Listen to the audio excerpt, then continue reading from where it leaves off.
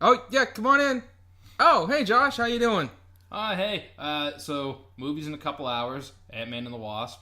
Figured we'd sit and watch the first Ant-Man first. I got the popcorn here. Yep, I got the TV all set up, but Yeah, about that.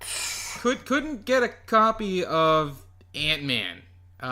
So I figured the next best thing. Good substitute. Great substitute. I mean, you're a big fan of like the Marvel team up movies. I mean, you like the Avengers and then Guardians of the Galaxy and stuff like that. Yeah. Well, we've got a team up movie for you. You're gonna love it. Did you guys get a bootleg Infinity War? No, almost as good though. Oh. We're gonna watch Suicide Squad. Woo woo. Yeah. With Leto? Yeah. And Margot Robbie. Uh-huh. Not to mention Will Smith. William himself. Fun fact, I heard that Jared Leto sustained solely on scenery alone as far as his food and nourishment for the entire filming of this movie. Boom! This is great. Hey, listen, you guys I'm gonna go get something in my car real quick. Yeah. Okay. Yeah, sure. Yeah, I'll be right back. Okay.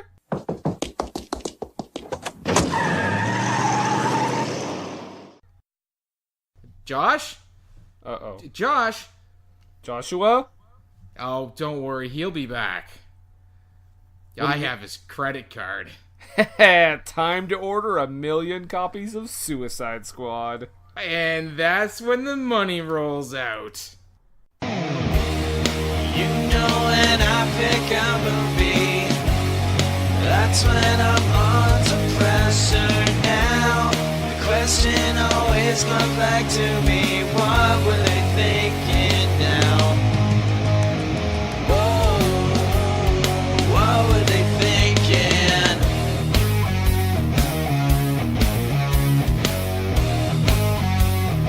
What were they thinking? What's up? Hello. What's up, everyone? It is time for another episode of What Were They Thinking? I am Brendan, And I'm Nathan. and we have managed to track down, even though he tried to drive away from our house earlier, Well, he came back for the credit card. he did. He came back for the credit card. He actually Once came back because saw he forgot. those suspicious charges on there. Well, it's funny, too, because he actually came back because he also forgot his shoes. Because Milos was kind of, hovering around them, so... They were nice shoes. To be fair, I liked those. They were nice. They were pointy and with a little leather with some broguing on it. They were very, very nice. Nicest shoes I've seen in the studio here. Josh, that is quite a compliment. You should be happy about that. You have excellent shoes, Mr. Kotsabasakis. Wow. He pronounced it correctly. Hey, So- Milos, I am professional. So joining us, returning guest, you've heard him, you've seen him. You may have seen him, not on our show, because you don't see anyone on our show. But you may have heard him on one of our favorite movies, of course, Nick Fury, Agent of S.H.I.E.L.D., Captain America, the 1990 version. And the 1997 special effects spectacular known as Spawn. That's right, Mr. Joshua Kotsabasakis. Hi. Wow. I'm happy to be here. Sounds it. You know what's funny? Like a little side and a little aside here. I realized over the years I'm a little neurotic and I get worried and self-conscious about things. Every time I leave here, I always think, I hope their listeners don't drastically drop after my episode. I think the nice thing is the movies that we've done, especially the ones with you, are ones that don't get done to death on the podcasting scene. So usually we actually get a pretty good, decent tick of people coming in because it's like, oh, no one's done this one yet. Like I listen to podcasts, right? Lots of them. And Brag. There's ones, Brag. There's ones that I skip, right? Because I listen to them and I'm like, oh, I don't care about that guest. Like, I'm going to skip that one, like Talk is Jericho, right? Yeah. I listen to it all the time. I'm like, oh, I don't care about, this guy from friggin' Ghost Show. Yes. So I skip it, and then I'm like, man, I hope that they don't do that to Nathan and Brendan's show whenever they see my name on it. Oh, not the freshman again. Who'd he beat? Quick, everyone you beat, go. Dick Durning 7 times. Okay, we're gonna Mikey Rave, Caden Rave. I'm gonna cut you off there. Because we are talking about Suicide Squad, because Nathan was kind enough to choose it this week. Yes. Because, this was apparently one of the options that was up for grabs when we did Pearl fucking Harbor last summer. Again, at least this movie came out in the summer. So Summer Flopbusters continues, but I should note right away, we may call this series Summer Flopbusters, but this turd did not flop. No, it didn't, actually. It did cost $175 million, and it made $747 worldwide. Another fun fact, it's an Oscar winner. What were they thinking? Catch you next week. Is this our first Oscar winner? Maybe. No, it Has can't to be. It has to be. Oh no, right, we did Demons of Ludlow. Yeah, Oscar bait all around on that one.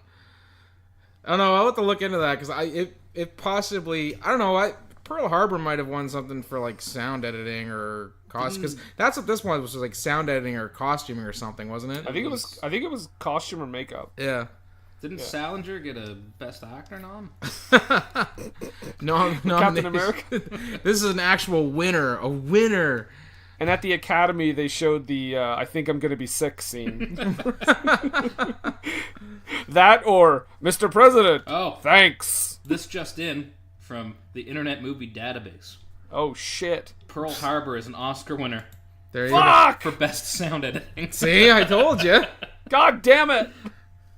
Okay, so maybe it's our second Oscar winner. Wait a second, this just in. Spawn won for Best Visual Effects. What?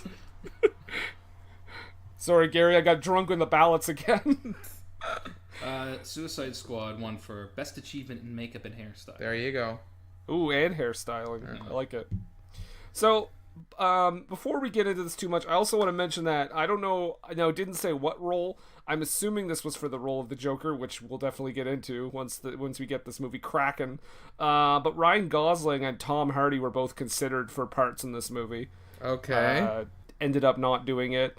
And this is a weird thing to me. Like, in a movie this big... Oh, it sounds like I'm doing the closing. Yeah, it does.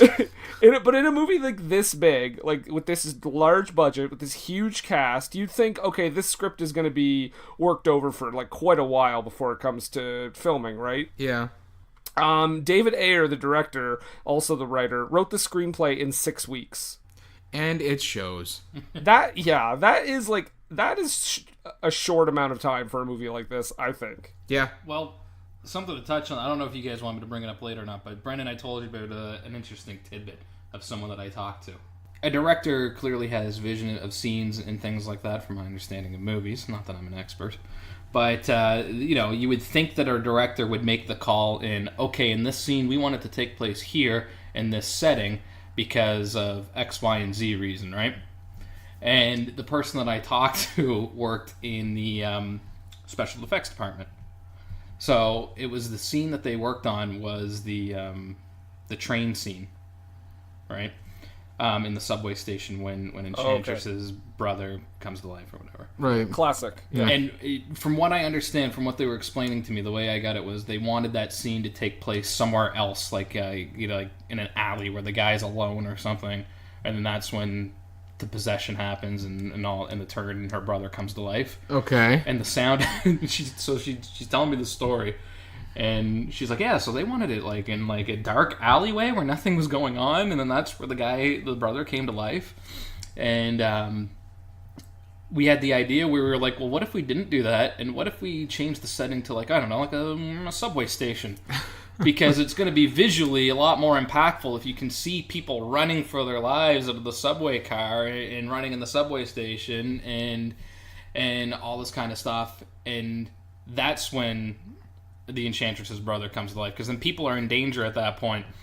And she was like, so anyway, he thought about it for like a second. He's like, okay, yeah, that's a much better idea. Can you get us a subway? Oh my station?" God. So it's like, well, and she's very proud of it, right? Like, I don't think she was meaning knocking the director in any way, but I'm thinking to myself, like, shouldn't the director have, like, thought of that originally? Like, you had to get someone from the special effects department to come up with that idea. Who has no idea what else is going on really in your movie. Yeah. Like, hey, you know what would make more sense is if people were here. Hey, Margaret in catering thinks that maybe we should give Will Smith some lines. I don't know. I'm just spitballing. Yeah, she told me some interesting things. I only talked to her for, about a half hour or so, but she told me some interesting things about the whole process. I don't see this conversation happen like 2 years ago, so I don't want to remember things incorrectly, but one of the actresses, it was either Cara Delevingne, am I saying that right? I don't know. The Enchantress. Okay. It was either the Eyebrows. Enchantress or Margot Robbie. I think it was Cara Delevingne, the Enchantress, but again, I could be wrong. But one of them had a really big head on set. And I feel like that was probably Cara Delevingne. and had a huge ego, and she was telling me things like, because I was asking, right? I was like, oh, you worked on the movie, were they nice? Were they cool to talk to and hang out with? And like most of them, she was like, I didn't interact with a whole lot of them, but when I did, they were very friendly. It was very quick. It was, Will Smith was very personable. I can never remember her name. The actress that plays Amanda Waller, Oscar winner. Oh, Viola Davis. Yeah. Viola Davis was very friendly. The director was very friendly. And she's like, the only one that really was kind of rude was, and I think it was Cara Delevingne that she said. She was the type of that had the ego where, like, they're outside filming, right? And Cara Delevingne is, because she doesn't want, like, the sun to bother her, is sitting in a chair, like, reading a magazine and forcing, like, a stagehand to hold an umbrella above her head. Oh my God. It's like... Yeah, I something Margot Robbie's too Australian to be like that. I feel they're always portrayed. They've always come across as a polite, down to earth type of people. But I could be way off.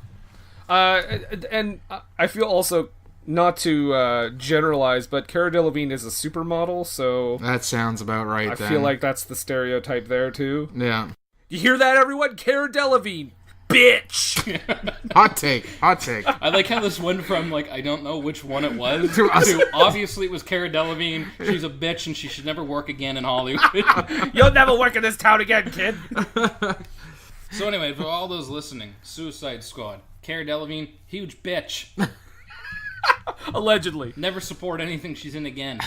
Allegedly. We're gonna get, like, cease and desist letters. Oh yeah. I hope so. Cara Delevingne. Blocked by Bull. Cease and desist Desisted by by Delevingne. Delevingne. Yep. Well, we should probably talk about Suicide Squad. Yeah, let's get guys. into it. We open with a. We really haven't yet. Well, no, we open with a prison that's in Louisiana, which is, I don't know. I'm not big on DC, but one of the things I do know about DC is that all of their cities and everything are made up, and all their like the city, like, I suppose, I don't know. Do they do the same thing with states? They even usually mention states. Do States they? are usually legit, but Yeah. it's very rare. Like to my knowledge, in the original comics, they never said what state Metropolis is. It's just assumed it's New York. Wait, Okay. did you say that Louisiana is real? Yes. Oh, okay. But It's not just a place they made up for True Blood. But yes, the states are actual states. The only one I've ever heard mentioned ever is Smallville. Is in Kansas. It's Right. the only one I've ever. In Coast City, where I think it's Green Lantern. I always get Coast City with Green Lantern and Flash mixed up, but I think Coast City is Green Lantern and he's in California. Okay, well there we go. So Will Smith is talking to Ike Barinholtz. Oh yes, a poor man's Mark Wahlberg. What? Okay, right off the bat, I mean, I think Ike Barinholtz is a funny guy. He's very funny. In this movie, that is some weird ass casting. Yes, Very strange. it's almost every like time. they wanted to have like it was almost like they wanted to have some like Joss Whedon type of levity in the movie, so that you would cast kind of goofy people in those like outsider supporting type roles, but it does definitely fall very flat. He's much more comically talented than he is portrayed in this movie, that's for sure.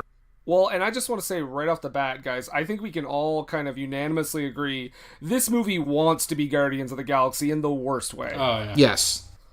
Like, everything in this movie is like, we're just a big old fun team-up movie like the Guardians. We're kind of rebels. Ragtag, Right bunch of down misfits. to the trailer that had Bohemian Rhapsody in it, when Guardians had...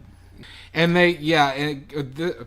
another thing, obviously, the similarities don't end there. I mean, the soundtrack for the damn movie is it's a just an absolute playlist. Like someone's taking straight from their iPod.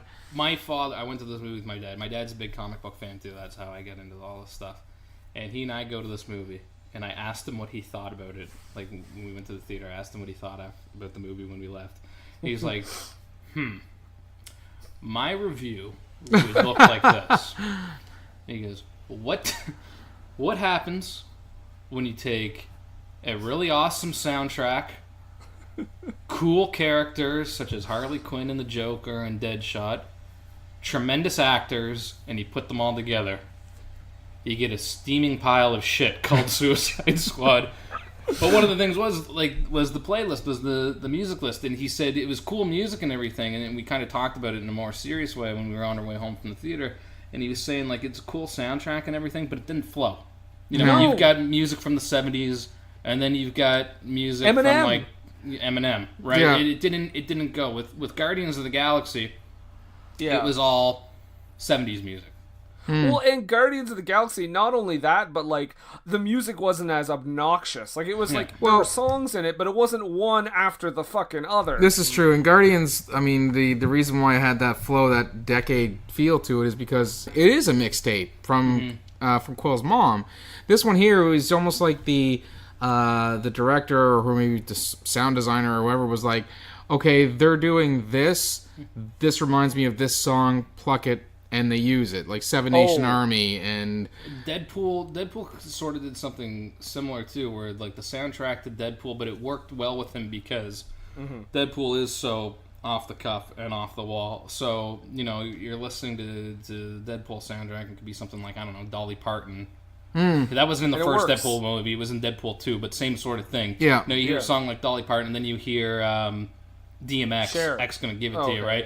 And they're totally different, but it works with the character because he's so bizarre. He's just absolutely zany. Yeah, but with Suicide Squad, you know, they're almost doing it as a joke in Deadpool. Where here's Cher, here's Dolly Parton, now here's DMX, and X Gonna Give It to You. But then with Suicide Squad, they're taking it seriously. Like they're actually trying to put out a good soundtrack to go with the movie. Yeah, and it just doesn't flow. Let's get forward with the plot a little bit, but I just feel like the songs are. It's first of all, it's one after the other, and it's so like it describes exactly what you're seeing, and that's not what the purpose of a soundtrack is supposed to accompany and like help the scene, not dictate it to you. And I feel honestly, I'm like 90% sure this was reshoot stuff, because I remember when this was coming out, they said they went back and made some re-edits and reshot some stuff to give it a lighter tone. It would make sense because everyone was complaining about the Snyderverse movies being so dark and depressing. Mm-hmm. Well, and also terrible. Mostly due to the fact that they're so goddamn depressing. Yeah. Mm-hmm. So, we get the opening. We get, Mike Barinholtz is giving Will Smith some loaf. It's got some Paschetti in it. They commit a hate crime and beat Deadshot. And we get to meet Margot. Oh my fucking god, Roby as... Yeah, it's Harley Quinn. I liked all her scenes for one reason. Dead ass. Just a bunch of pervs talking about Margot Robbie. So yeah, and we were reminded that she put like four guys in the hospital. In the hospital last time anybody got anywhere near her. Back to Ike here for a sec. Do you notice that his character is basically the character that's like, okay, this is a movie all about villains who are all assholes, but we need a character that you like less than all the bad guys. Yeah. Well, and there are so many like on the nose lines about like someone will do something skeezy and you'll have Will Smith be like, "Huh, and they call me a bad guy." Womp wow. Might as well have said "the more you know" across the screen. I like how when they're running down the I don't know, character card, for the lack of better term, for everybody that they introduce. They list all the weapons that Deadshot is proficient with, and one of them was a musket. I thought that was pretty great. You know what? Some people were annoyed, but one of the things I actually liked about Suicide Squad was how they did that, because Suicide Squad is not the Avengers, obviously. Obviously, you know What? Deadshot. You watch Deadshot. Average movie, who the hell's Deadshot? Yeah. You know, you go to a Captain America movie, you know who Captain America is, you know who Iron Man is, you know who the Hulk is. Suicide Squad, my sister went to this movie too with us, and like I was thinking, okay, this is cool. Now I don't have to give her a rundown after the movie. Okay, so Deadshot is from this character, you know what I mean? he's a professional assassin who doesn't miss. Right, You get that right they away. flat out tell you, Yep. okay, we know that you probably don't know Killer Croc. We know you probably don't know Deadshot. Here's who they are. Yeah. My only problem with that is it didn't need to be 45 minutes. The introductions literally, we are still getting new characters introduced at the 45-minute mark. I liked. I said I watched this one in 3D. My oldest one, she loved this movie. I mean, there's no accounting for some people's taste, but she likes what she likes, and she really liked this. And I think I asked her what she liked about it, and she said she liked mostly the Joker and Harley Quinn because they were funny, but they were also bad guys. I agree with one of those things. Yeah. And as an aside, Nathan's oldest has now been sent off to boarding school. It was nice knowing you, kid. So You will watch all of the MCU right now. So she It's got run by Germans. she got Suicide Squad on Blu-ray 3D for Christmas last year, so when I told her I had to watch it for this, she was like, "Oh yes, we get to watch." I'm like, "Okay, yeah, you can watch it with me. You want to watch the extended cut, or do you want to watch it in 3D because they didn't do the extended cut in 3D?" And she was like, and she had to really hum and haw whether she wanted to see new footage or if she wanted to watch it in 3D, and we ended up watching it in 3D. The title card stuff they did with where they're giving everybody's stats, and even some of the effects they used in the movie, it was actually a bit of a brighter spot. It made watching the movie a second time around a little easier this time. Mm-hmm. So good use with the 3D effects that they used in this movie. Yeah, they introduce every single character. And speaking of soundtrack, so we get Amanda Waller, played by Viola Davis, who I would argue is actually doing a pretty good job acting-wise in this movie. She's doing what she can. Yep. But the song "Sympathy for the Devil," like, could there be a more on the fucking nose song choice for her? The bitch is back. But I mean, Elton John. it's so it's so glaringly, it's so annoying to the point where when I saw this in theaters, literally every song choice, it just rolled my eyes so far in the back of my head. Yeah, I can see that. But I did. You had said, Josh, that when they did the stats card, it was a neat way that they could introduce people to these characters without having to do like a full-on origin story. But we still get treated to origin stories, especially with Deadshot, Harley Quinn, and the Enchantress. Because we have to watch Pimp and Will Smith try to be a good dad to his daughter, who won't let him kill Batman. Also, I gotta say too, it's really weird to me that we see Will Smith and Harley Quinn before we get the introductions of them. We're introduced to them twice. Yes. It doesn't make any, like, I don't understand why that scene either was cut, it should have been cut like the first two scenes, or put after the introductions. Like, that didn't make any sense to me. What you're saying is they should have had Amanda Waller running down her list of people, showing those scenes, and then cutting to the prison. Yeah. Yeah, that actually would have made a little bit more sense. It just was like, oh, here's Deadshot, blah, blah, blah, blah. Okay, we don't really know who he is. And then Amanda Waller, oh, let me tell you about Deadshot. What? Yeah. It's just like, I don't know. Jared Leto is terrible in this movie. I'm sorry. Like, he is an Oscar-winning actor. He is terrific in other movies. Not this movie. He's not... I can't stand the design of Joker in this movie either. There's nothing... To me, there's nothing intimidating about him. With the Heath Ledger Joker, he'd scare you shitless. He's amazing. If he, grabbed you by the throat and said, oh, I don't know, I got these scars. But Jack Nicholson Joker... intimidating, have you ever danced with the devil in the pale moonlight? Yeah, he's great. Even Cesar Romero's Joker, who was played for comedy. If you saw that motherfucker, and with his creepy paint over his creepy mustache, you'd be like, "Ooh, geez, guy's a little weird. I don't think I want to screw around with this guy." Right down to Mark Hamill's Joker, all of them are intimidating. Joker's not a big man. He's not a tough guy. But he would scare the shit out of you if you ran into him on the street.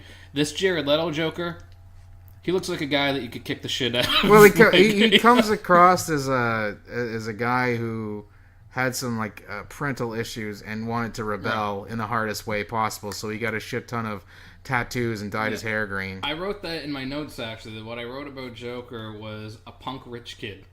Yeah. He also looks like a pimp in one scene. Yes, where he's talking with Common. There's nothing intimidating about him. Like if he was walking down the street in the wrong neighborhood, people would jump out of their car and friggin' stomp him and steal his wallet. There's nothing. He looks bad. The portrayal of him was bad. The design was horrible. And on top of that, I don't know if you guys wanted to get to this a little later, but the relationship that they portrayed in this movie with Harley is not the relationship that Joker and Harley have. Wait, are you saying that this film takes liberties with the source material? Right, and you can expect that with the comic book movie, and it's 20. When did this movie come out? 2016. Yep. Yeah. 2016. That they're going to take liberties with the source material, but at the same time, people who are fans, especially characters like Joker and Harley, they don't want to see a Joker that is obsessing and seemingly in love with Harley. He uses Harley in the books and the cartoon. And she can't see it. Right, she's in love with him, but he uses her. She's a tool for him. Yeah, he's got no love for anyone, especially Harley. Yeah, she's an end, a means to an end.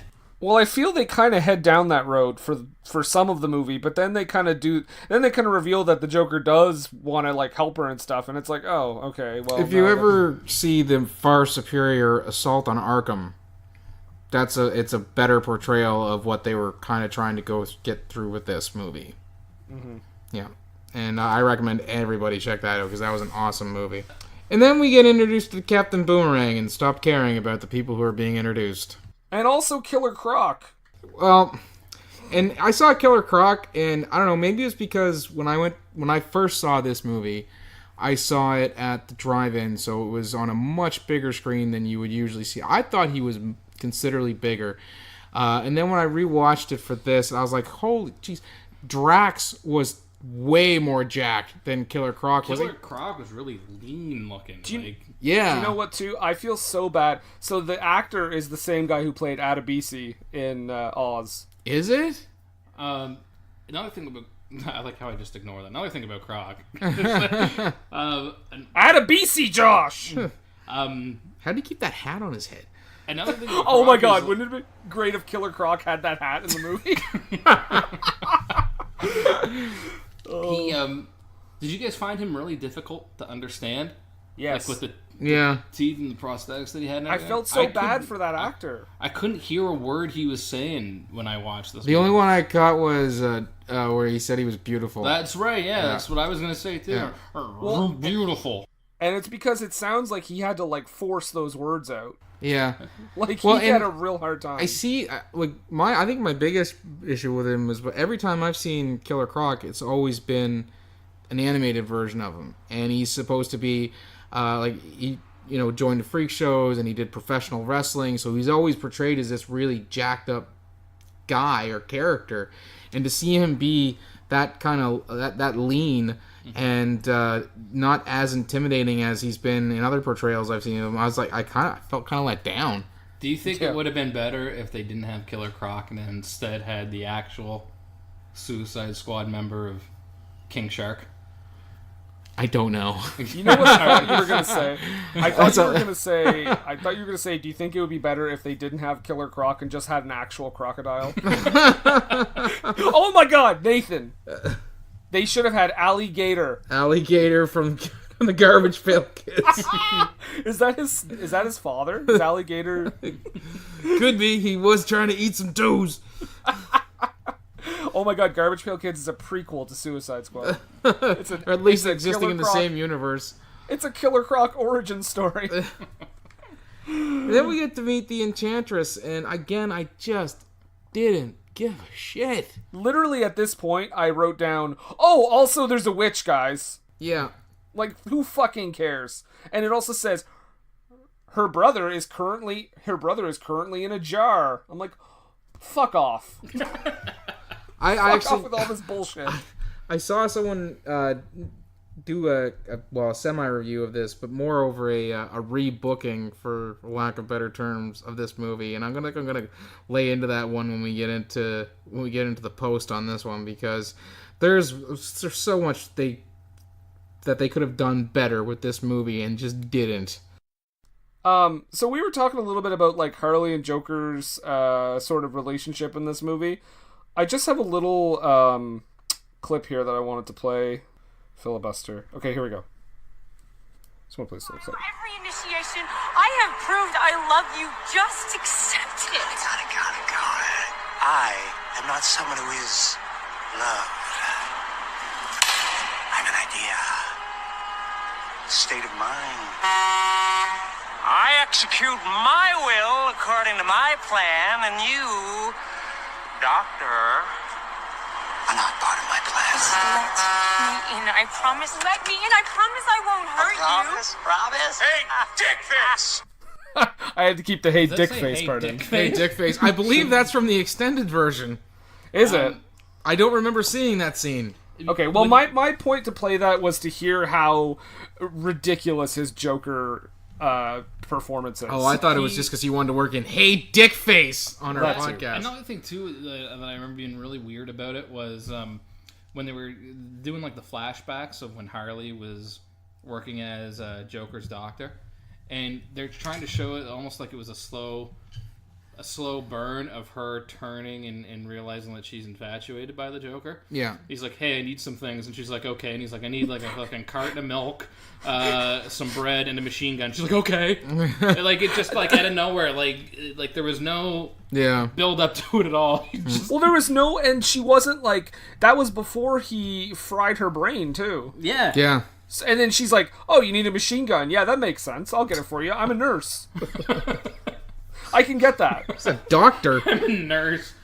Go back to 1955, bigot. Hey! I thought... Yo, broads can be doctors too there, eh? Yeah, she's a nurse. I think, we get before we get to the board scene with Sheriff Hopper, we do have the introduction of Joel Kinnaman, who deserves so much more than he gets, I find, in Hollywood. I mean, he's been, like, Altered Carbon is a good little show. He was awesome in The Killing. But for some reason, when he tries to get into movies, he gets Suicide Squad and RoboCop. Oh, the remake. Yeah. Yeah. I feel like I'll be honest. I don't think I've seen him in anything else, but in this movie, I found that he had like no charisma whatsoever, though. You should watch him in The Killing. He's really good in The Killing. Part of my ignorance. Is this Rick Flag? Yes. Yeah. You had me at, I didn't know who the actor was, and then you said he had no charisma. I was like, oh, must be Rick Flag.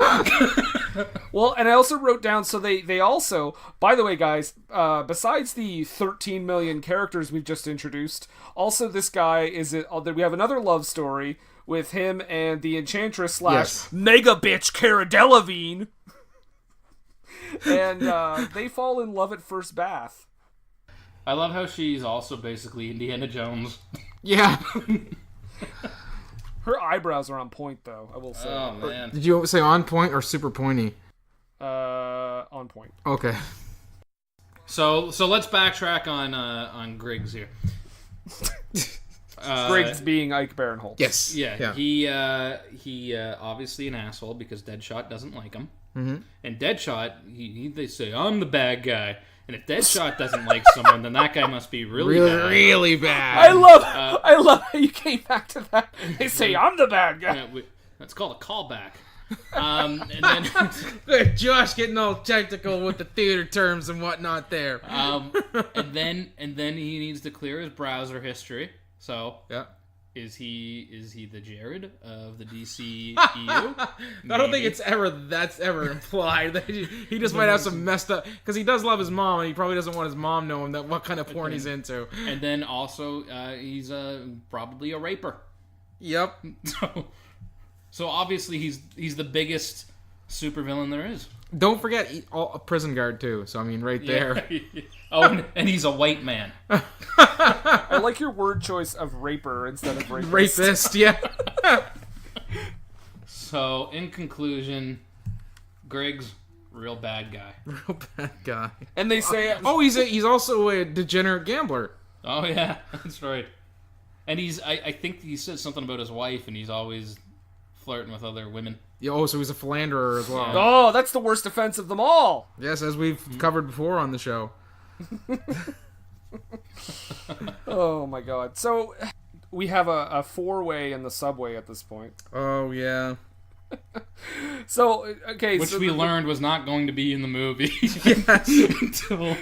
until the caterer. So, okay, at this point, she's telling... So, I guess this takes place... This movie came out after Batman vs. Superman, by the way. Coming soon, probably. And... Because they reference the fact that Superman is dead. So we're just gonna do DC Universe movies for the rest of summer blockbuster, aren't we? Might as well. Yeah, they even have a guy selling like a dead Superman merch.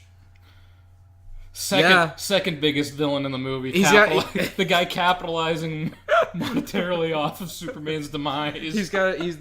Somebody walks past him. He's holding up a shirt with the Superman logo on it. It says "Remember." Well, and then like what kind of gets them to all start suiting up, as it were? It was the Enchantress and her brother. Enchantress got out, wasn't it? Enchantress got out because Amanda Waller controls her heart or something. Yes. Yeah, she has her heart in a box, and like if she doesn't listen, she can stab her heart and make her listen. Guys, controversial point here. There is too much going on in this movie. Way too much. But yeah, the Enchantress gets out because she's also... What's her actual name? June Moon? June Moon. Funny tidbit, there's also a porn actress named Katie June Moon, which I thought was interesting. And Punky Brewster is Soleil Moon. Moon Fry. Also played by Cara Delevingne. So here, an interesting point that you just said, so much is going on here. There, if people are listening to this that haven't seen the movie, right up until this point, they're probably thinking the Joker's the villain, which you and I kind of talked about when I first got here. The Joker's the villain, and then it's like, but also the Enchantress has her heart in a box and has escaped, and now everyone needs to stop her. Yeah. And who the fuck is Enchantress? And why is her heart in a box? And that's the thing, like, with where they were going with Joker, and I guess I'm a little more forgiving with it. I didn't love Jared Leto doing his Joker, but I also didn't, like, loathe or despise it. I just don't want them to make a whole goddamn movie out of it, because that's apparently what they're doing. The one, I was going to say the one thing that the Heath Ledger Joker... One thing! The one and only... No, he gets several things right. But one of the things that the Heath Ledger Joker got right is, to me, when I was reading the books as a kid and watching the cartoon with Mark Hamill and all that, I never felt like Joker was a guy who was about the money. You know what I mean? He just liked causing shit. The world burn, yeah. Right. Watch the world burn. And Heath Ledger's Joker, I'm paraphrasing here, I don't remember the exact line, but he says something in The Dark Knight where, it's gasoline, the things that are important to him, gasoline, ammunition, and the thing they have in common is that they're all cheap because it's not about the money, is the line that he says. And with this Joker is he's a little bit too much about the money. He's got like a Lamborghini, a custom Lamborghini. That penthouse. The penthouse, the custom suits. He's got his own VIP section. The bling. At a nightclub. The bling. And it's like that's not the stuff that's important to Joker. Yeah. If you make a character as iconic as the Joker, just another guy who's about robbing banks and getting money or selling drugs or whatever, what makes him different? What makes him stand out? Yeah, and that's one of the things that drives home the intimidation factor, or what makes Joker kind of scary, is that you can't figure him out. If his sole motivation is greed, boom, we got you figured out. Yeah, but that's not it. It's unhinged mayhem. That's what he's supposed to be about. That's all he's about. I did enjoy this where they're getting all their implants and stuff like that, and Deadshot keeps talking to the nurse who's giving the shots and stuff like that. He's like, "Don't touch me. What'd you do?" And she's not even talking to him or acknowledging him. He's just like, "Oh, you one of them deaf hoes." I bet you Will. Well, since she doesn't say anything, I'm guessing it was like an extra, and Will Smith was just like, "I'm just gonna riff," but because she was an extra, she wasn't allowed to talk, or she was just afraid to talk because she doesn't want to get fired. No, that's what I mean. She's like, do I? And the director's like, "Just go, just keep going, just keep going." Will, throw some more lines at her. And then she wrote a paragraph about why the scene should take place in a subway station and not in the alleyway. and then she said, "Hey, maybe you should have a final fight with the Enchantress since she's the villain." Oh, good idea. So I want to get to this point here. So the Enchantress and her brother, who she's freed from the jar, are laying waste to this subway, and basically Amanda Waller at this point is like, "Okay, we need to get our Suicide Squad up and ready," which, by the way, by the time these people get ready in this montage scene, that subway is destroyed. Yes. And so this is a little snippet. I want to play a little snippet of them getting ready, because this is just an example of some of the terrible dialogue they write for these fully capable actors. Won't fit anymore? Too much junk in the trunk? Nah. Every time I put this on, somebody dies. And? I like putting it on. Goody. Something tells me a whole lot of people are about to die. Yeah, it's us. We're being led to our deaths. Speak for yourself, man. Wait, what's that crap on your face? Is it wash off? Hey, if you like a girl, can you light her a cigarette with your pinky? Because that would be real classy. Hey, y'all might want to leave old boy alone. He could torch this whole joint. Ain't that right, I say? You got nothing to worry about from me. I'm cool, homie. So, like, Real just classy. The worst fucking dialogue. And, like, you can really tell, like, Harley Quinn is selling the hell out of, or Margot Robbie's selling the hell out of everything she's saying in this movie. Will Smith, again, also. I just feel like everyone else is just like, fuck it, whatever. The thing about that line, too, that he says is, whenever I put this on, somebody dies. And I like putting on. You get mixed messages with Deadshot. Because earlier on in the movie, you get a sense that he's killing other criminals. Like, he's a hitman who's killing, like, Mafia hitman. Yeah. You know what I mean? So you're kind of like, I never kill any women or children. He's got a code, that sort of thing. Right, so he's doing it for money. He's doing it to provide because it's the only thing he's good at. And you get the sense that, okay, maybe if things went a different way for him in life, he wouldn't be this guy. But then he says that line, and you're like, oh, he likes killing people. So am I supposed to root for this guy, or am I not supposed to root for this guy, Or is he supposed to be like a Dexter-type situation where, he likes killing people, but because of the people he's killing, it's okay for you to root for him? Right, but they don't really touch on it again, that whole code thing. So it's like, what are you supposed to feel about that line? I think another big problem too is that they're trying to sell this thing as like, oh guys, this is a totally different comic book movie because your heroes are villains, but when it really comes down to it, they're the heroes. Like, they don't really do that much differently than they would if they were actual superheroes. Like, really. No. And I don't know, there's more things with Deadshot too that get you that kind of weird thing where you're like, is he a hero? Is he not? He's got that saying on the collar, "I'm the light, the way of the world." It's basically a Bible quote, but he, again, he's going around, he's killing people. I did really like the when they actually let them put, instead of having them just in like uniform gear, that everyone got to kind of wear their own stuff, because I mean you get that with him, fucking Margot Robbie looking just, oh my god, Incredible. And Most realistic part of the movie, by the way, is when she's changing and everyone stops. yes, Oh, is this the part too where because there's so many parts in this movie where Yes, there are, Josh. where there's so many parts in this movie where you're like, oh, and also this person's here. So like all these people are suiting up, and also Slipknot. just for no, yes. Play. I feel so bad. Adam Beach, man, that guy. Another one who's like he deserves so much, but they just showed up that character so that they could blow somebody's head off. It's like the actor showed up on set to visit some friends, and they're like, hey, let's get the guy some rope. Yeah. Well, here's the thing too. Immediately upon his entrance into the movie, he Wicker Man Nick Cage's a girl. Yes. Just knocks her the fuck out. She had a mouth. And then the guy's like, To them, oh, okay. to them suiting up, though, I really liked Deadshot's gear in this movie. Yeah. I thought he looked really cool, and he's very similar to the comic They counterpart. kept the mask and everything. Oh, Josh, too, the thing you said about the introductions coming up, like, Slipknot just shows up. The most egregious one is they're literally on the plane, and then they're like, hey, Katana's here, too. Oh, but she's not a criminal. Also, her husband's soul is in her sword. Okay, that's enough about We're Katana. good to go. No title card for her. I liked how they actually said Suicide Squad. Like, Will Smith, we're a damn Suicide Squad, like that. And I was like, all I could think of was, did De Palma guest direct this scene? Because we know how much he loves throwing out the names of his movies in the movie. Also, smash cut from We're the Damn Suicide Squad to Going Up to the Spirit in the Sky. So another thing, too, I don't know if you guys know this. Spirit in the Sky, okay? Going back to the similarities between Guardians.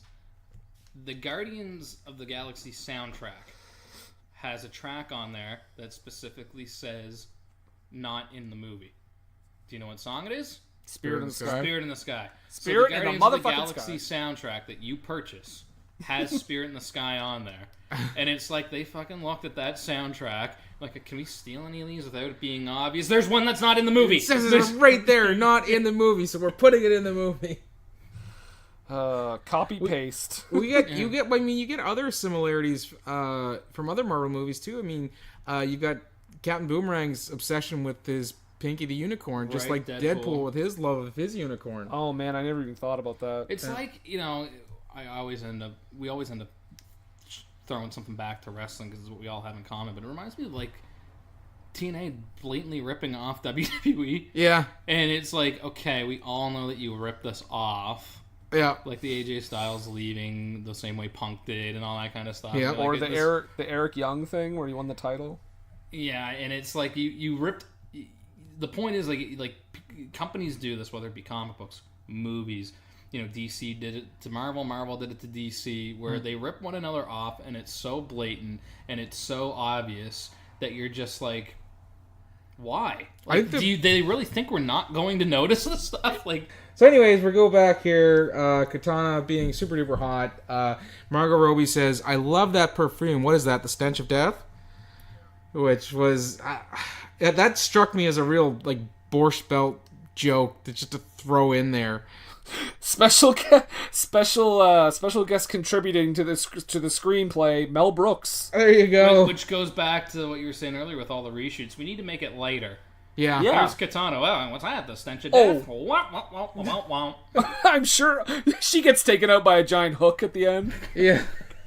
I'm sure that almost all the cutaway jokes that they do, like even Harley Quinn saying like earlier, like I played the clip where she says like, "Oh, some people are gonna die." Like I feel like all of that is reshoots. More than likely. It's in those one-liners, those cheesy one-liners, like. It's something like Fozzie Bear would say. Waka waka waka. You're just expecting like a waka waka. The helicopter crashes, and then they start fighting the Ivanhoe's henchmen. Well, you see, that's the thing. You say that. I saw them, and I was like, they look like monsters from Channel Zero. But the way they look, I mean, the Channel Zero, the monster from Candle Cove was he was made of teeth, but he looked very similar to these guys. But yeah, and then of course you find out they're people. They're people! If anyone knows what Nathan is referring to, please tweet us. Dude, I recommend watching Candle Cove. It's like the first season of Channel Zero. It is a fantastic show. Creepy as all get out. This is the second time I've heard Channel Zero in the last week. Yeah? So I just realized on IMDb, I rated Suicide Squad a 6. what the fuck is wrong with you? And I feel like it should be like... Better than Unfriended. No, Yes. it's not. Yes. So, I watched the video this morning, which totally unintentional that it ended up having Suicide Squad ties. Okay. But I watched the video this morning, and with comic books, right? I don't know how much you follow them recently, but comic books that are going up in value are always the ones that have something to do with, movies coming out. The right? summer blockbusters, yeah. So, like right now, the hot one that everyone's buying and making money on is Captain Marvel. Because Captain Marvel's coming out in, less than a year. So, like, first appearance of Carol Danvers as Captain Marvel used to be like a $12 book. Now it's like a $300 book. Good lord. Yeah, so crazy stuff. And it just came out, like, in 2012. Yeah. So it's like... But one of them was Katana. People heard about Katana being in Suicide Squad. And I watched the video this morning where they were talking about, you can't always assume that the movie, if a movie's coming out and a book is hot, flip it right away. Don't hold on to it and think that 5 years from now the book is going to increase in value. Yeah. He's like, perfect example is Katana. He's like, they released a Katana series back when Suicide Squad was about to come out, and everyone thought Katana was going to be the super, It's going to be the breakout character. Yeah. Katana's going to be the shit. And they did variants of black and white covers of Katana, and they were selling on eBay for like $300 US. Yeah. And he's like, in this video, he's like, search up this book, and he shows a picture of the book. Search this book up right now and see what you can buy it for. So I did. It's like $4 book. $14. There you go. Is what it's selling for right now. So my point in all this is, a lot of these books hold their value after the fact. A book like the first appearance of Vision, for example. Yes. It was like a $50 book. And then Age of Ultron comes out. Now it's like a $250 book. Mm-hmm. So a lot of the time they do hold their value after a movie comes out. But Suicide Squad did the total opposite for Katana. I think it has to do with how well the movie did. Exactly right. Yeah. So the movie comes out and like everyone's like, holy shit, Katana's going to be awesome. And then it comes out, and then it's like, and by the way, here's Katana. She has a sword that traps souls. And her they're husband's like, well, I don't want this fucking book that I spent $300 on anymore. So she tanks, like the series just tanks, and it's now it's barely worth the paper that it's written on. So that is what that's what they did to the Katana character. All this hype, people were so excited about it, and now it's worthless. There you go.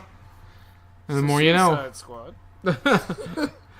So now, we're back to we're in the building, and Deadshot is like, he's charging the way, doesn't he? Yeah, Harley Quinn takes out a few of them in the elevator. We should mention too, Joker keeps texting her and saying like, "I'm on my way," with his little Joker emoji. Right. Don't forget, Ike gave her the cell phone.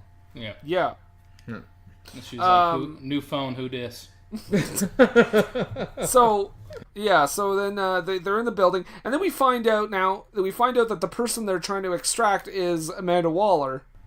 Yes. Which I'm like, I don't quite understand. So she needs to be extracted because why? Like, I didn't really understand that. Like, I don't know what the, like, there's some, it feels like there's some sort of twist here, but I didn't. Well, no, like, she's in the city that's being laid waste to. But then they said, like, she had something to do with Enchantress, like, attacking everyone.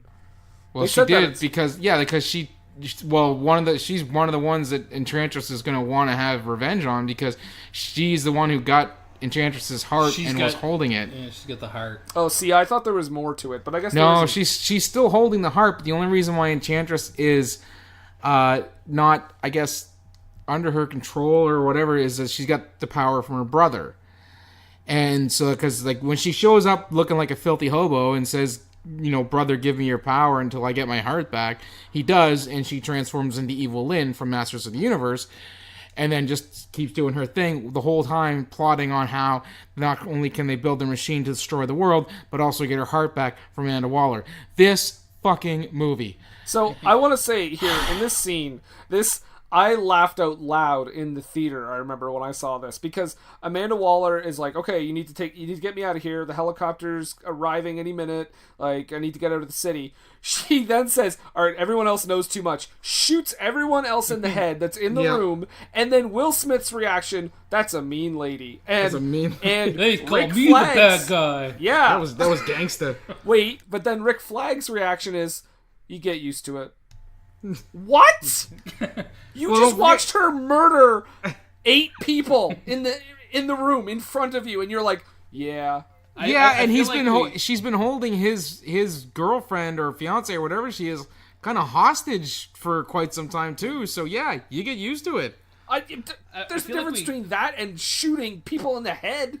I don't know. I think he's seen some shit. Yeah, so they try to get Waller. The helicopter arrives, but oh, lo and behold, it's the Joker, and he's here to get his Harley Quinn. He's got grape soda chilling for her and everything, and a bearskin rug. He deactivates her neck exploding device, right? Because they broke into the lab that controls all that. Wearing Batman masks, which I thought was great. There was a giant panda. There was a dude wearing a Batman mask. That was very on point as far as like the Batman the animated series type of Joker stuff would have been. This movie is so stupid, though. I almost wish the rest of the movie would have been like people thought Batman was one of the robbers. Batman just trying to clear his name for the rest of the movie. We just don't even bring up the Suicide Squad anymore. This is where Harley's getting away, and Joker throws her a line, and she climbs onto it, and she's being all like, la la la, see you later, and Amanda Waller's like, shoot her, and you'll go free. You'll get your kid. And this scene really bothered me. I don't know why he didn't do it. Right. Really? Yes, really. I kind of understood that they established sort of a friendship between those two. So they were acquaintances at best. And for one, the only thing that I can think of as to why he didn't do it is because he doesn't kill women and children. She's well, that a woman, too. So did he ever say that though? Yeah. I've never killed any women, never killed any children. He actually says that. And it's kind of again, it's like this. I didn't even remember him saying that. I know he had some morals to him, right? But he put her in his sights, and that's it. And it's one of those situations where it's like it's the one absolute thing that he wants most out of all of this is his freedom and his daughter back. But the thing is, he doesn't sacrifice his morals. That's the whole point of that. I don't know. I found it was a weak. Guys, this movie is perfect. See, the thing that I thought is I didn't even think the whole no women, no kids thing. The thing that I thought was he kills Harley. Now he's got Joker chasing after them when they're trying to do this whole thing of trying to get Enchantress back. Yeah. And I got the sense that he maybe didn't trust Waller. That none of them do. Right. Shoot her, and we'll give you your daughter back. Like in the back of Deadshot's mind, it's probably she's never giving me this shit. Yeah. She's never gonna free me. That's a fair point. So I'm thinking, I was trying to come up with, when I saw the movie, I was trying to come up with, basically reaching. Like, if I kill Harley now, we got to still deal with Enchantress, and now I got Joker on us. I just didn't want... I just didn't want Margot Robbie to leave the film because she was one of the two things I was enjoying. Yeah, well, yeah, she was definitely two of the things I was enjoying. Okay. So... She was a real asset. Yes. Yeah, her tits were good, too. Wait, am I not being subtle enough? You had to be crass, didn't you? I was trying to be subtle like you guys. So... Boobies! They shoot down Joker's helicopter, but why does Harley Quinn pretend that she got shot? If she's that far away, how does she know that he's like faking it out? I don't know. Like, that scene was weird to me. It's almost like she could hear him. It's almost like she could hear his brain being like, "I'm not going to shoot you, Harley, but pretend so it looks good, and then you can be all giddy again." Yeah. It's like, what? She probably, and that's another thing too. I get the sense that she probably knew he missed on purpose because he never misses. Yeah. So she knew that he wasn't trying to gun her down. You're right. This movie doesn't have flaws. I'm sorry. It's an Oscar winner, damn it. It is an Oscar winner, unfortunately. And isn't this the point? After this, we get a flashback to stuff we've already seen in the movie.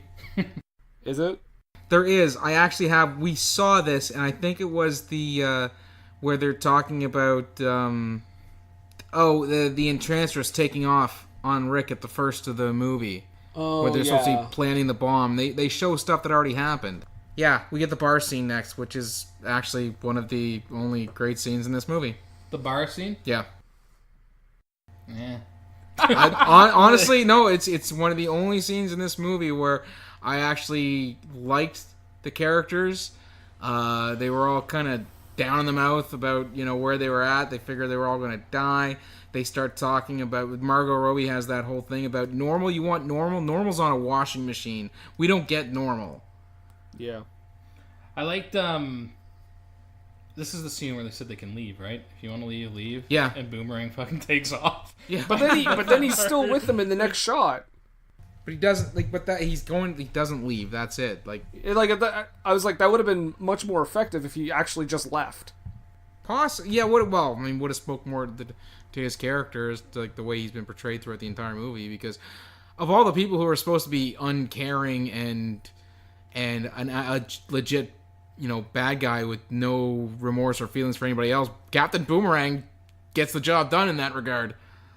But no, they have their whole talk, and like I said, it is one of my favorite parts of the movie. It's, as I've said before, it's the island of reality in this ocean of diarrhea that is Suicide Squad. Well, and I said I was going to be positive at some point, and I do have one last clip here, and this is actually an example of a decent part of this movie. So here we go. You had these the whole time. You had letters from my daughter the whole time.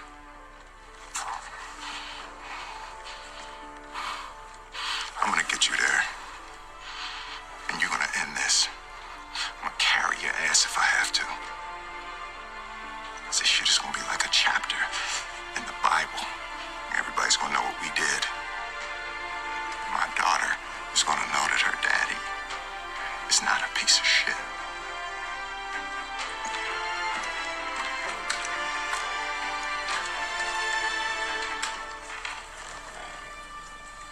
I'll come. And capped off by one of my favorite parts. Welcome. Welcome. Yeah, she will. Oh, boy. Is this the scene, too, where Killer Croc reveals that he has a thing for heavy-set black women? You guys this must have been the extended. I don't remember seeing that. There's a scene where they were talking about Waller, and he says, I like her. Oh, he definitely, he does say that, but that's where she's being like a total bitch. Well, that's because it's Adebisi in disguise. Yes. That is the twist. He takes off the Croc suit, and it's Adebisi. The bar scene, it was, to me, I thought Rick Flag should have been the one character in the movie who was the good guy. You know what I mean? Mm. So it kind of bothered me that he withheld the letters. Yeah. From. But again, that goes back to he's looking out. He's looking out for not just best intentions. He's also looking out for June Moon. That's his be all and end all, right? It's his. If he doesn't do this stuff, then she's either going to get taken over by Enchantress, or Amanda Waller's going to hurt her because she's going to hurt the Enchantress. So yeah, he's a good guy, but at the bottom of it, it's his self-interest for her that drives him, and not just the true altruism. And also, he's boring. I've never cared about a couple less than Rick Flag and June Moon. I was like, is this really the driving force right now? Is that he just wants his fucking girlfriend back? Because you don't get, because of the way they handled everything, you don't get any sort of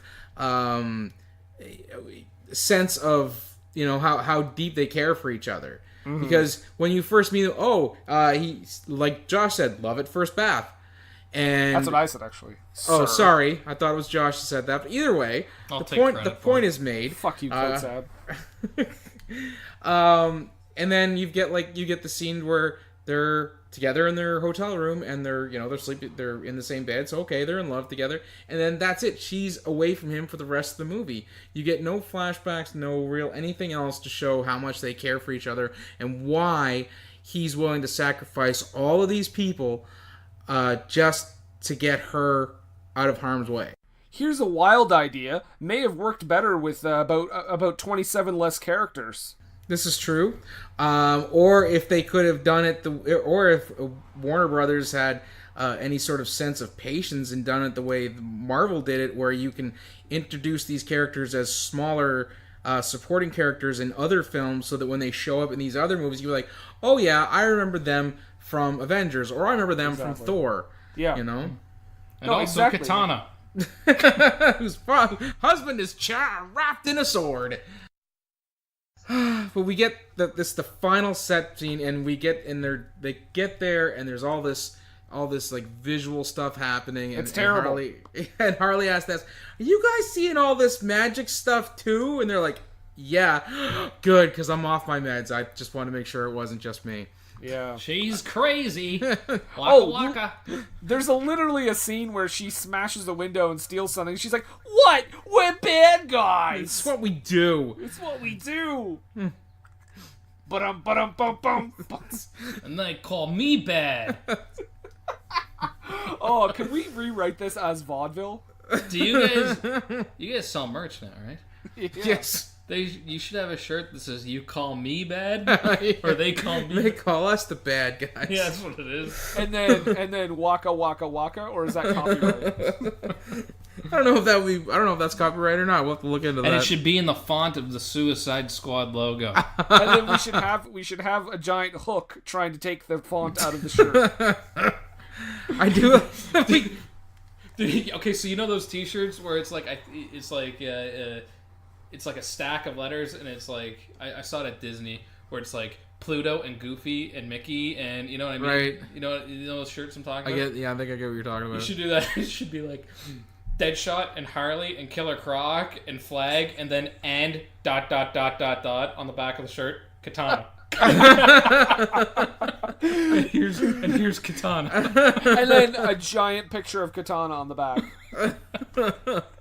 Because she's the star. We get another fantastic bit of great line delivery or dialogue given to Will Smith when he's trying to curse out Enchantress, and he goes, "Lady, you are evil." Yes, she is. You know how so we talked about Snake Eyes as our last movie when we talked about the literal blood money. Yes. There is a scene, so the Enchantress is making everyone kind of hallucinate about like what their ideal normal lives would be. And Harley Quinn is literally seen pressing a button that says normal.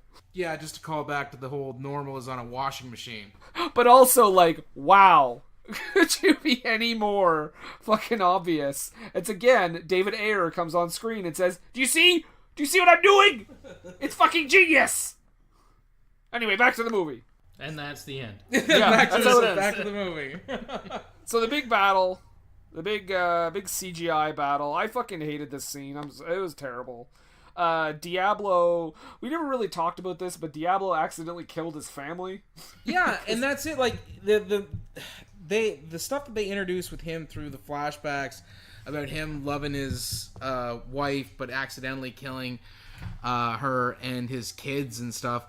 His character is very tragic, and obviously he's taken up this thing where he's like, I'm not going to kill anybody anymore. He's dead set against trying to kill anybody in this movie. So like his character seems like it would be really interesting to see that character explored a bit better than they did in this movie, because it's like, oh yeah, there's a guy with fire. Oh yeah, there's a guy with fire. Oh yeah, there's a guy with fire, and that's all the treatment he kind of gets in this movie. Well, and also just having him say like Holmes every 3 words. Right, because you got to drive home the fact that he's a gangbanger. Yeah. The skull tattoos and all the other shit on him didn't And the help with fact that. that he's called El Diablo instead of The devil. The devil, yeah. I am El Nino. Again, this fight, as terrible as it looked, it was fun to watch it in 3D. That's my only positive note for this final action set piece. I did note Rick Flag saying this line: "Her heart's out. We can end this." No shit. I did like how fucking Diablo just kills Gozer's brother by getting him over top of the bomb spot. Oh, Diablo kills himself. Yes, he sacrifices himself. Yes. And there's big explosions. Surprisingly, June Moon actually makes it out of this thing alive. The Enchantress is killed, and the happy couple reunites, and no one gives a sweet fuck. Harley. No one can defeat the eyebrows. Fuck you, Kara! Oh yeah, we should mention, because okay, we missed a lot, but it's because there's so much happening in this fucking movie. It's too much. But Amanda Waller got kidnapped. That's how Entrance knew where to attack the government installation. Right, so Amanda Waller Sheriff Hopper then just walks over after, because Enchantress is killed, and says, "Hey, look, I still got this explosive device thing in all your heads, and you saved my life, but you get 10 years off, like you said." Yeah, Boomerang's got was it the three life sentences? Yeah, 10 years off that. Okay, thanks. But he's the only one he gets legit screwed. Like, everybody else kind of gets something. Like Will Smith or Deadshot gets to see his daughter and help her with her math, her crime math, the hypotenuse of death. If I shoot a man, you killing motherfuckers in the head up on a rooftop. You gotta take into the wind. The curvature of the earth. and Rick Flag, like, a bunch of soldiers go in to take him back to prison. Rick Flag's like, he doesn't say it, but he's kind of like, no, just wait, this is a sweet moment. And then Killer Croc gets most importantly, Croc gets BET. And Harley Quinn gets an espresso machine. And then we end with the Joker rescuing Harley Quinn from prison with his Joker branded SWAT gear. Oh, yes. And one thing fuck you, talked movie. about this a long time ago, but one thing I really hated about this movie, and it sort of caught on into both comic books, cartoons, video games, other movies, is the term metahuman. Oh yeah, instead of superheroes. I hate it. Like, even superpowered is better. It's just such a buzzword to me. I hate it. I don't know what it is. I don't know why it bothers me. And here's why. Because when you think of something as being meta, it's like something happening within itself. Like when they're watching a show and you're watching a television show, but then during that show you were forced to watch another show that happens in that show's universe. It's a very meta thing. Yeah. And it doesn't fit with people being superpowered. No, I don't like it. I don't like the term metahuman, and that's what they refer to them as in the books now too. And it's like, what was wrong with superpowered? Or too dated. So that we hit the credits, and then I wrote, "Oh, good, more." Yes, because we got that mid-credit scene which sets up Justice League. Waller didn't even have anything to do with Justice League either. Yeah, no, nothing. No. But anyway, Batfleck shows up and is like, "I'm putting together my own team. Wah! See you in the next movie." Yeah. And then No, then Amanda Waller was like, "This guy's got a mustache. You think you could take that out? Just digitize it out, because he shouldn't have a mustache. I don't know why he has a mustache." Yeah. So that's Suicide Squad. Holy fuck. Yep.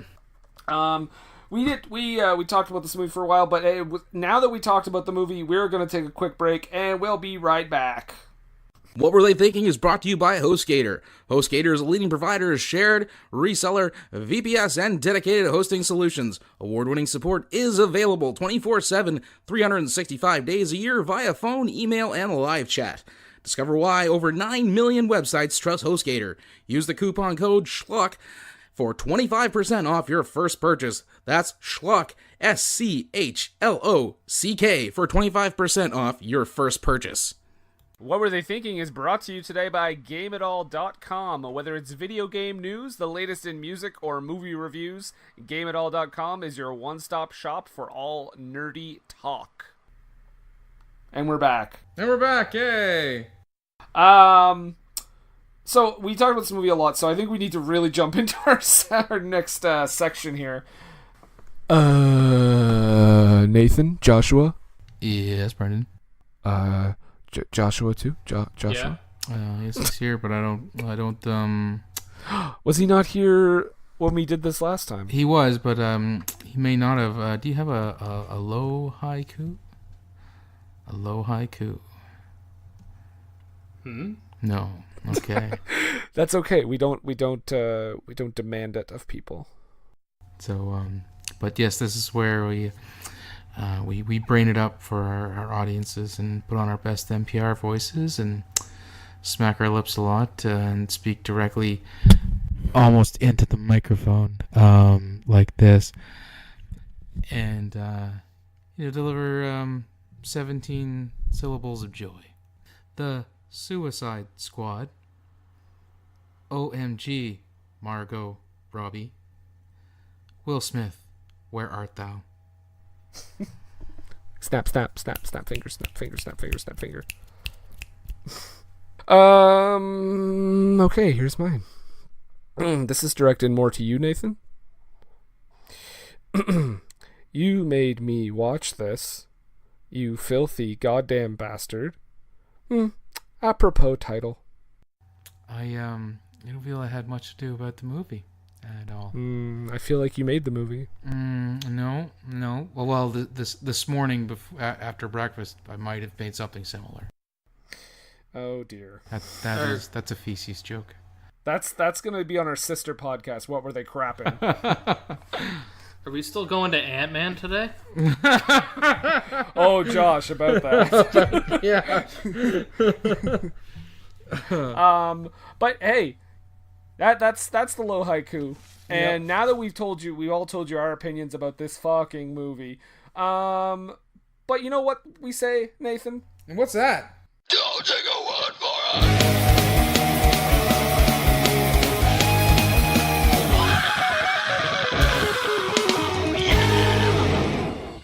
Yeah, don't take our word for it.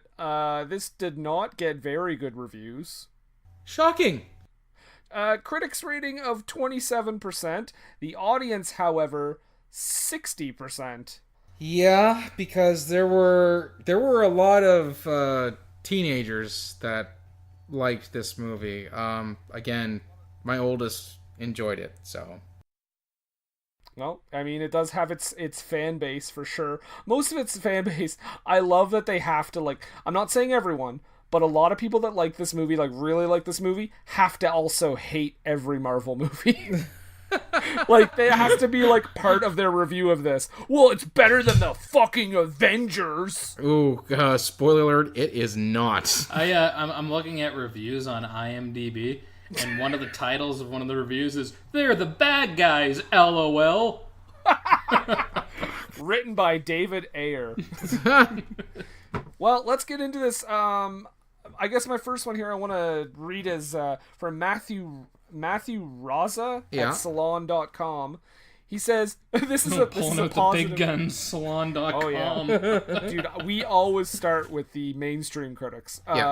This is this is a positive one, but it's kind of worded in a kind of roundabout way.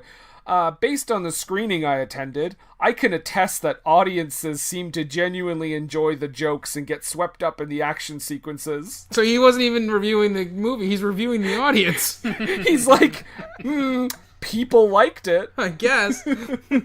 Well, in keeping in I guess in with the idea of going with our mainstream top critics, the Minneapolis Star-Tribune, Colin Covert, says, "This is what happens when the comic book fanboys have taken over the asylum. It is damaged goods from the get-go. The kind of film grown in a petri dish in Hollywood. Yeah, see? Yeah." The petri dish thing is actually pretty appropriate. Yeah, he gave it 1.5 stars out of 4. It feels like a mix of, like, David Ayer trying to make a Suicide Squad movie and the studio being like, more music, more jokes, more characters. You heard about this Katana girl? Her husband's trapped in a sword. Her books are gonna skyrocket with this movie. $300. This one is from and Josh, by the way, if you have any IMDb reviews you want to read, just feel free. This one's from Steph Kaza, Aggressive Comics. If DC keeps moving in this direction, they'll get it right. They figured out a great balance between humor and emotion and seriousness and character development. The pieces were all there. Yikes. No, they weren't. This should be the Christian Science Monitor. Yeah! Peter Rayner says writer-director David Ayer doesn't have the right graphic technique for a comic book style jamboree. He's strictly a noirish pulp guy, and the characters, all of whom are promisingly introduced, fizzle fast. I always find it interesting when I check out reviews from the Christian Science Reader or the Christian Science Monitor, how they never ever go to the fundamental "this movie's against Jesus" route. I was just gonna say that everyone we've ever read has been like, "Oh, this film has moments of character development," and it's like never goes to that. Yeah, unless we're just not reading the whole thing. 1 out of 10 on IMDb, titled "Who the Hell Approved This Piece of Crap?" by Fred Verd. Storyline? What storyline? Wasted really good characters. Literally just threw them in this big pile of crap. Should have just made the movie about Joker and Harley Quinn. Perhaps a cameo by Deadshot instead of this 123-minute waste of time and money. Joel Kinnaman, ... Why? Seriously, who the hell put this guy in the movie? Cliches everywhere. Ending was good because I got to go home. Watch Netflix. Ouch. Watch Netflix and forget about this horrible, horrible thing. Please do not watch this movie at the theater, not even at home. Just make a new movie in your head and pretend this one does not exist. Trust me, whatever you imagine gets an Oscar compared to this thing. Well, little did he know. This would get an Oscar. Got an Oscar, yeah. So now I go into my favorite part of Rotten Tomatoes. Oh. These are the audience reviews. Always don't. So, was that one an audience review? Oh, that was an audience. It was IMDb. Okay, so yeah, here we go. Go for it. All right, so there's a very, very short one, so I'll just read a bunch in a row here. So this one just says, "I enjoyed the film. Thank you." Fuck this one. P.S. This one fuck says, Marvel. Yeah, pretty much. All the movies he's rated. I like how you could read that one with different inflections, because it was either like, "I really love this movie, thank you," or "I really love this movie, thank you." Well, it literally "thank" is in all capital letters. Okay. So I interpreted that as "thank you." This one just says, "This movie was way too underrated." Ooh. What? It's just a weird phrasing, though. Way too underrated. Wait, I was underrated. The damn thing was all over the place that summer. This one says the movie's ridiculously awful. It's like a paragraph. I'm not going to read it all, but he gave it a rating of 41 out of 100. Okay. I want to know the rubric, just like last time. Who says that? Is 41 is 100 a common movie rating scale? Not usually, no. Except in a scale between 1 and 100, it'd be 41. He likes nuance, I guess. This movie says, and I'm gonna read it with the typos. This movie says, "Nice movie. Do not know why people hate it on this website. Mabry trollers." Mabry. This one says, "Batman scenes were good. 5 stars." Oh yeah, everybody, Batman was in this movie. His 3 cameo scenes were good. 5 stars for this whole fucking movie. And the last one, it's gonna sound sort of normal until I tell you the very end here. So it says, "Okay, it's really complicated, but I really love this movie." And he gave it 1 star. Really loves it, apparently. I really love this movie. It's complicated. Anyway, 1 out of 5. Oh, Lord. This is from S Fist. Soggy Fist. That's the name of the site or the publication. Rain Jokinen says, "The good news is it's better than Batman vs. Superman. I told you. The bad news is that's about the best that can be said about it.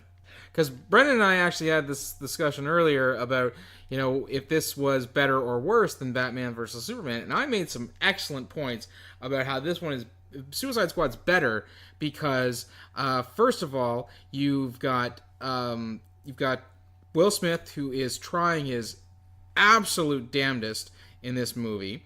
Then I said I was genuinely intrigued by Diablo, and of course Margot Robbie and Deadass. So I have to say that Suicide Squad wins hands down. And pants. And I'm saying Batman versus Superman only because Suicide Squad, I was more disappointed because of the setup of the movie, because of who was in it, because of the trailer, basically because of everything that came out before the movie. Led you to believe it was going to be great? What? Led you to believe that it was going to be great?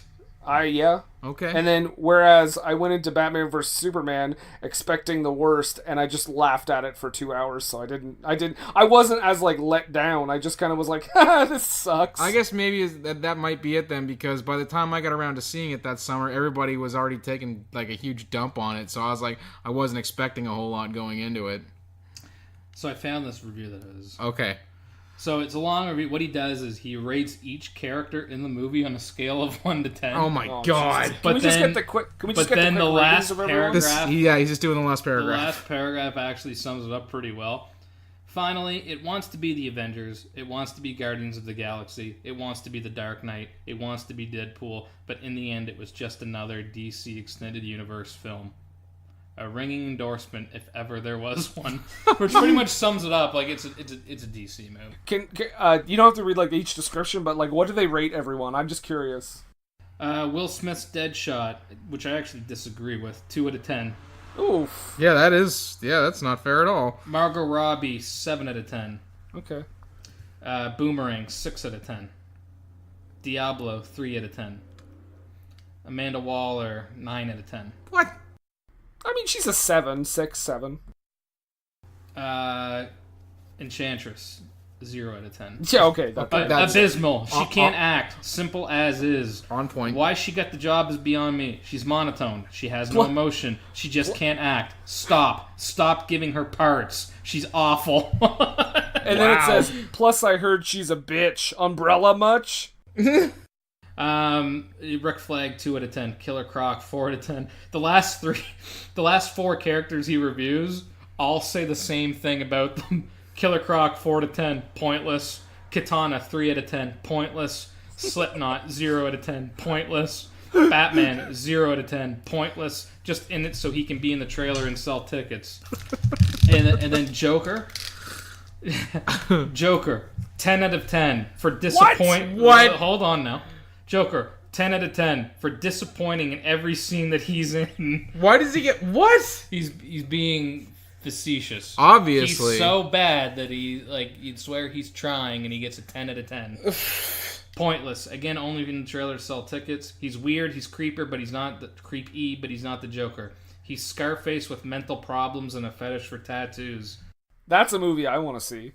Unlike Heath Ledger's Joker, who had a clear plan of just wanting chaos, this Joker's just meh. Take him out in the scenes he's in, and it wouldn't change the scene. Take his scenes out of the movie, and it wouldn't change the movie. I would love if they just took him out of the scenes and it's just Harley Quinn talking to no one. Well, it would fit, though, because she's a nut job. I love you, Mr. J. cut to a blank screen. What you say? I can't do her voice. You say you want a machine gun? Kill them all? When I can't do a voice, I just go to you say you want a machine gun, So Edward G. Robinson's your go-to, eh? That's right. Okay. You want to hear? It's like, can you do a Schwarzenegger? Yeah, I can do a Schwarzenegger. This is me doing Schwarzenegger, see? Hasta la vista, baby. Put the cookie down. Yeah. So, Josh. Yes, thank you. You're welcome. For joining us for Suicide Squad. Do you have anything through that again? Do you have anything to plug, like a Twitter account or perhaps some sort of media? Do I have anything to plug?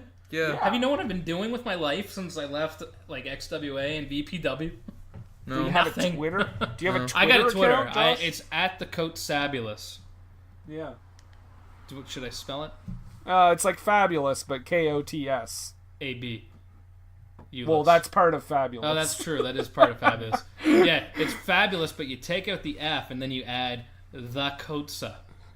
Okay, it's the Kotsabulous. Yeah.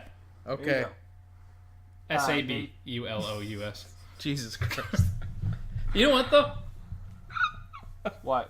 All 388 followers of me on Twitter, which isn't a large number at all, they don't like my Twitter. They don't tell me I'm funny. I feel so. I think you'll enjoy it. I feel that this exchange might at least get you a few ironical followers after this when this I started doing drops. this thing of tweeting like things that my do I call her girlfriend, fiance, Jamie? I don't Are like the you word, engaged? We are. I just don't like the word fiance. She's your fiance. But girlfriend is like one step above main squeeze, which doesn't seem right either. But I've started. She's your Luna. I started tweeting about things that she does. Like, Yes, Joshua! I started tweeting about things she does lately, and it's like surprisingly getting a lot of attention. Yeah. She accidentally threw a bag of popcorn at a girl's face at the movie the other night. How do you accidentally throw a popcorn at someone's head? She's a tiny person. She's got tiny little girly hands, and she went to pick up the large popcorn, and she drops everything all the time. She goes to pick up the large popcorn, and it somehow slips out of her hand, but in a way where she actually propelled it forward and whacked the girl working in the face with a large bag of popcorn.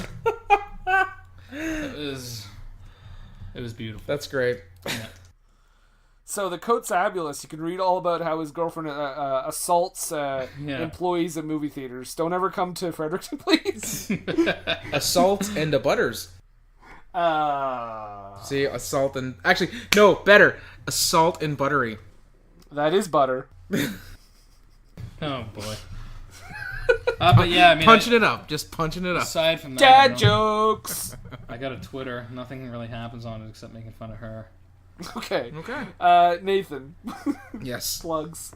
Okay. Apparently, it's actually him this week, so just give me a second. Alright. Josh, don't get nervous. Hello!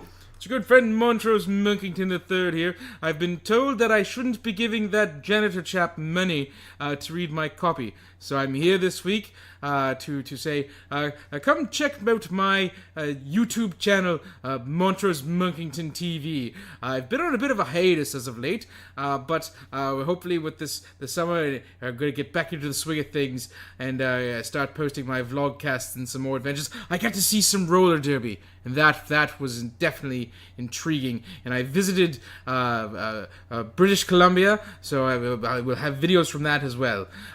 You can see that on Montrose Monkington TV on YouTube. You can also see me on Facebook, Montrose Monkington III Esquire and Friends. And if you wish, you could also follow me on Twitter at Montrose III. That's the number 3 RD on Twitter. I think I have more followers than Josh. Thank you. More later. I think everyone has more followers than Josh. Well, and you know what, guys? I will plug our stuff, and then there's one more thing that I forgot to do, but I think it'll be very easy for us to answer. But yeah, for as far as the podcast goes, what were they thinking? You can obviously find us on Twitter and Instagram. Just search WWTT Podcast on both. We're on Facebook. What were they thinking? We also have a Facebook group, What Were They Thinking Interactive, where you can talk about how you follow Josh Kotsabasakis now on Twitter. Just talk about that. That's all you can talk about. And we also obviously on all the podcatchers, Podbean, iTunes, Spotify, Stitcher, and we have our YouTube page. So yeah, we also have merch, redbubble.com/people/WWTT podcast. You can get a shirt that celebrates that time we were blocked on Twitter by UV Bowl. Yes, not Wyoming. Not Wyoming. You should make that shirt that I invented. Will you get it? Will you buy it? They call us the bad guys. Would I buy it? Yeah. I would expect one for coming up with that genius idea. Well, with Redbubble, they don't just send us shirts. They sell them off the website, so you'd have to buy. Wow. Yeah. I know you guys are on iTunes. Yep. Yeah. And the Al Jazeera Network. Well, now I have subscribed. Okay. Wow. See how advertising works? By plugging your stuff? Yeah. Thank you. Yes. Would never have thought that. Brendan, we should start doing that a little more regularly. Like maybe at the end of every advertise? episode. Yeah. Oh. Thanks, Josh. I'm reading your reviews. There's no such thing as a bad movie by Mike Cooglin. Okay. Has he ever been We don't on? have time to No, think he hasn't. Okay, I was thinking so, last night, I was wondering, I meant to ask you that today, actually, if he's ever been on. I can just picture it now. It's like, okay, well, we're going to talk about the scene with Katana and Suicide Squad, and then he'd be like, hey, have you ever been on a plane? You're like, what? Not a plane, maybe just like a Zeppelin or a air-powered dirigible. all right, so let's get to the last hold part on. here, guys. I hope he listens to this, because I'm getting a kick out of this. Oh, he listens. Mike Cooglin, there's no such thing as a bad movie is the title of his review. Then literally the first thing he says, well, actually there is. That's about right. Thank you, Coog, for the review. It's Thank very you, kind of Goog. you. Yeah. So Faithful listener. we have a new rating system here, Nathan, where we can kind of rate the movie that we just watched. So, was this movie wonderful movie magic in the water? Was it no poor judgment tonight required to enjoy? Or did this movie make you Nick Furious? I'm going to say, what was the middle one? I don't think that's the way I worded it. No poor judgment required to enjoy. Okay, no poor judgment required to enjoy, because all things being equal, because of how I went into this movie originally, I actually did derive some enjoyment out of it. It wasn't, I wasn't wanting to pluck my eyeballs out. So you're neutral. Neutral, yep. Okay, Josh? Neutral chaotic, actually. I would say I'm neutral. There's a lot that bothered me about this movie. I wouldn't say I liked it. I wouldn't say I hated it. It's just there. I think before we started recording, I can't remember if it was actually on the podcast or not, but before we started recording, I think I said, out of all the movies that you guys had me do, this was the one that I could get through the easiest. Yeah. With the exception of Captain, because Captain America was just funny. Yeah. It was so bad it was funny. But, like, in terms of actual quality, this is the one that, out of all of them, like, if you told me you were going to do a long list of movies that sucked, and this one was on here, this would be the one that I think would least belong on, you know what I mean? Or at least be to the top of your picks, because you'd be able to get through it then. Right. Yeah, Yes. so no poor judgment night required to enjoy this movie. Okay, well, I'm gonna go against both of you and say this movie made me Nick Furious. Okay. And I hated it. So, let's That's because you're a Marvel fanboy. Oh, yeah. Well, the thing about it is, though, like being in the middle, like, if someone told me, yeah, you know what, I actually didn't mind it, I'd be like, yeah, okay, I could see it. But then if someone said I was Nick Furious at it, I'd be like, yeah, okay. I understand why. Yeah. Like, I get it. So now, again, thank you, Josh, for coming on the show. Talking about Thank you for Suicide having me. Squad. I'm at the Alec Baldwin level of appearances. Yeah, I think you're up. Yep. Well, you're at the Tom Hanks level. Yeah, he got 5 because he's got 4 movies and a minisode. Yeah. So 5-timers club. Yep. You got your jacket. It's actually just a scarf. It's all I we can use afford. the serve for a penis warmer. Oh my Jesus. So Nathan, I guess I just have to ask you a question. Oh, you have a question? Okay, go ahead. I do. I think I do, right? Yeah, go for it. Okay. Well, I mean, in a movie that spends 45 minutes of its 2-hour runtime introducing characters, in a movie where, I mean, every DC character is represented accurately and with plenty of character development, right? Except not that. In a movie where Jared Leto is doing the most head-scratchingly awful Joker. Mm-hmm. And fuck it. What were they thinking? It's time, let's check our cue, baby. Pair it with a couple brews, baby. We love good movies. We love the bad ones too. So we watch them all and pass their lessons on to you. Oh yeah.